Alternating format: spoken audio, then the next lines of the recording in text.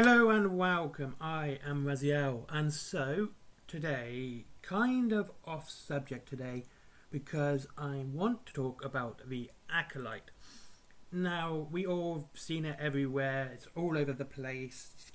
It's absolutely just in your face right now, and I want to talk about it because it kind of proves my point of what I've been trying to say to people. You know, this whole go woke, go broke sort of thing, and that's to me not entirely true. The reason being, and the Acolyte actually kind of proves this, everything people have complained about going woke and therefore going broke when it comes to media has always been bad. It's never been a good, solid product. It's always been awful. It's just bad, poor story, poor characters, poor writing, maybe faulty toys, whatever. It's always been a faulty, broken product. Just awful, awful from the start. It's always been that way. Look at the Star Wars, new Star Wars trilogy. I mean, the only exception to that is the Mandalorian season 1 and 2, by the way. Season 3 is just bad. And then there was, of course, Rogue One. Those were the only exceptions to this. Whereas everything else has been absolutely atrociously bad when it comes to TV. I mean, some of the games have been pretty good, except the new Lego game. That was absolutely piss poor. Yeah, I finished that, did not like it. But, as we'll continue speaking now, this is the point I'm trying to make. It was always bad. Same with Star Trek and Below Decks.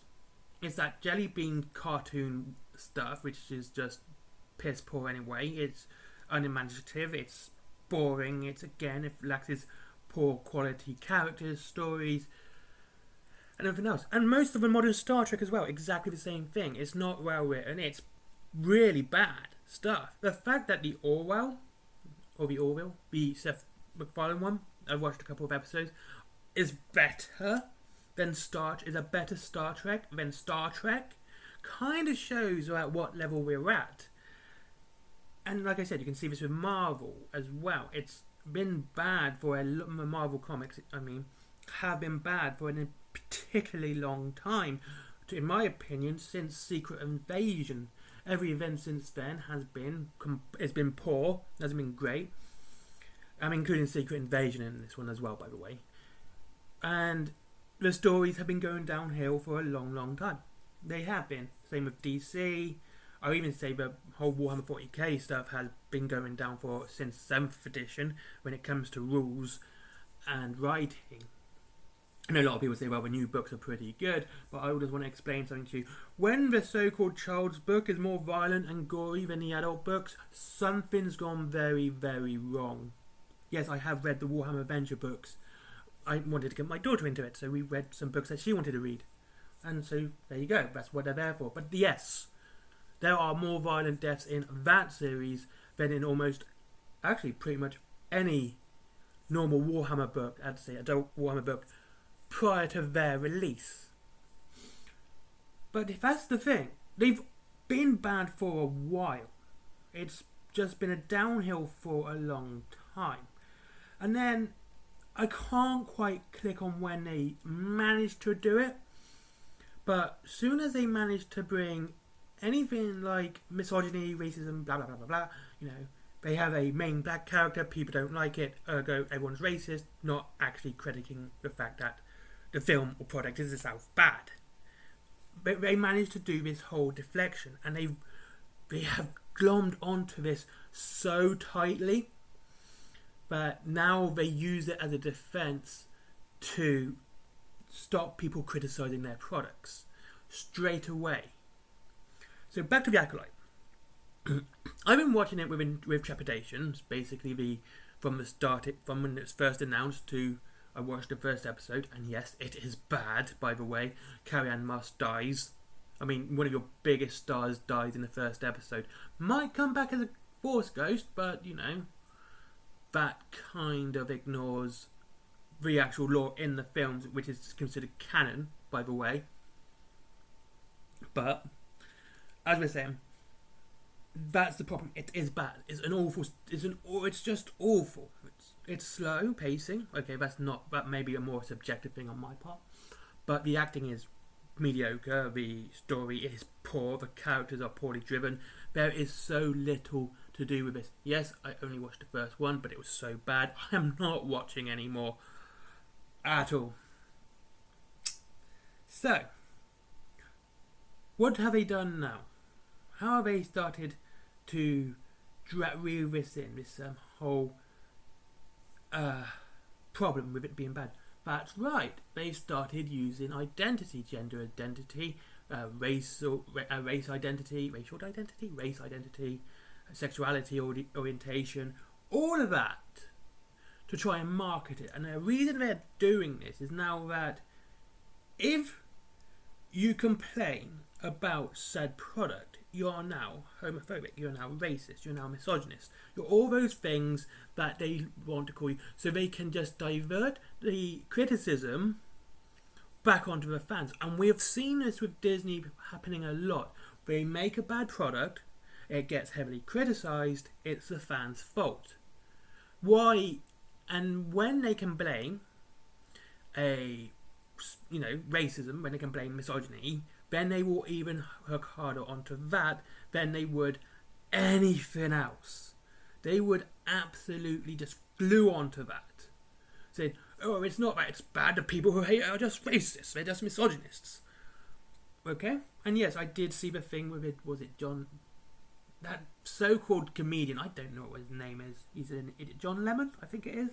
And how, supposedly white people are crying. I don't think white people are crying. It's a bad product. They're trying to make sure that you cannot criticize it by saying this stuff.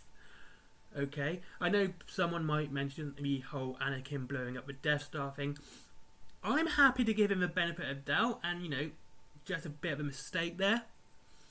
The real problem isn't that he said it, is that the interview didn't correct him.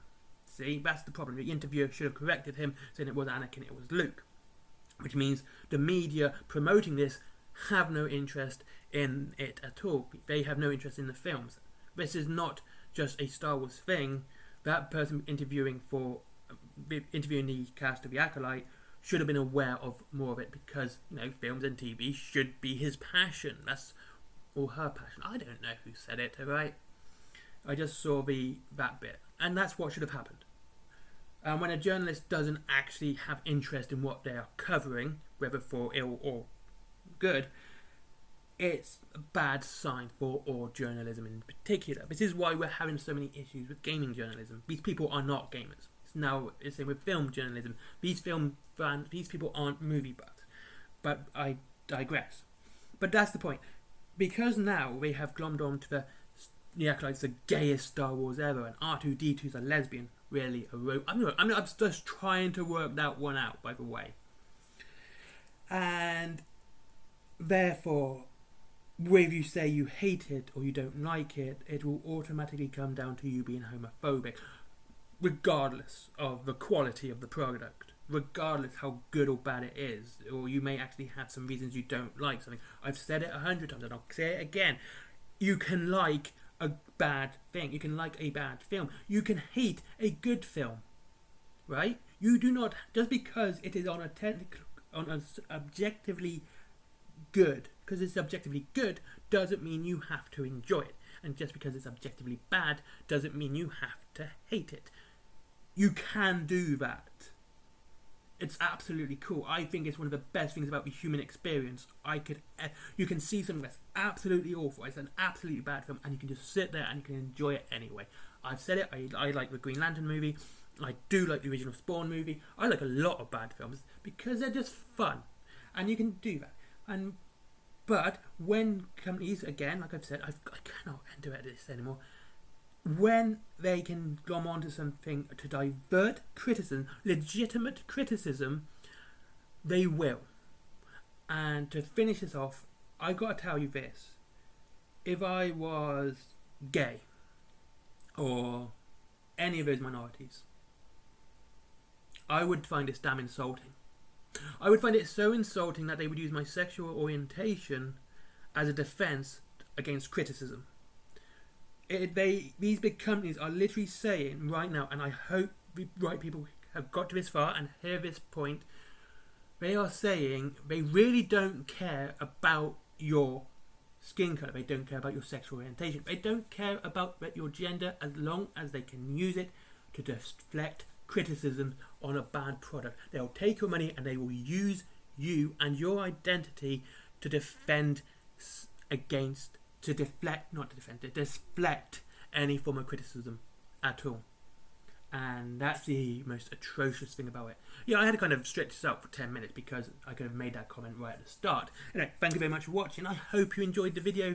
Have a great day. I guarantee I'm going to be called a homophobe or something like that, even though I made 0 homophobic comments and I've made this a very apolitical video as always.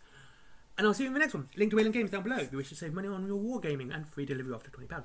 There is Forbidden Planet for comics, TV, Star Wars stuff, plenty of Star Wars stuff there. So there you go. If you like Star Wars stuff, go hit Forbidden Planet. Is my merchandise, t-shirts, notebooks, stickers, all that really cool stuff. Art done by me, both digital and by hand. Comic by me, all by hand. No digital work on that at all. Finally, Skyforge. Give that guy a click. He deserves it. And okay, yeah, Patreon because business. Bye bye.